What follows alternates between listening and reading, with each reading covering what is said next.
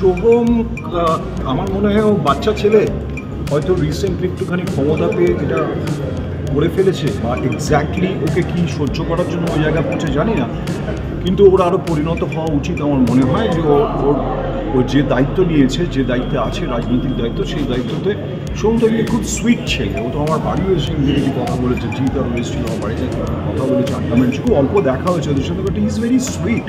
আর ও কতদিন ধরে ফিল্ম ইন্ডাস্ট্রিতে আছে, ওর এই হুট করে মাথা গরম হওয়াটার ফলত আমাদের প্রচণ্ড মাথা গরম হয়, এবং সেটা ও সহ্য করেছে। সেদিনকে ওরকম স্পার অফ দ্য মোমেন্ট কী করেছে জানি না, বাট আমি বলবো সোহমকে, আমার ভাই হিসেবে বলবো, সোহম মাথা ঠান্ডা রাখো। অনেক দূর যাওয়ার গল্প, এত ছোট গল্প না। আর আমরা সারাক্ষণ ভিজিলেন্সের মধ্যে থাকি, তোমার দায়িত্ব অনেক বেশি, অনেক বেশি। তাও বলবো মানুষের ভুল হয়েছে, সেই ভুল স্বীকার করে তারপর নিশ্চয়ই আমার মনে হয় ও বুঝতে পেরেছে এবং হয়তো ক্ষমা চাইবে, দুঃখিত বলবে।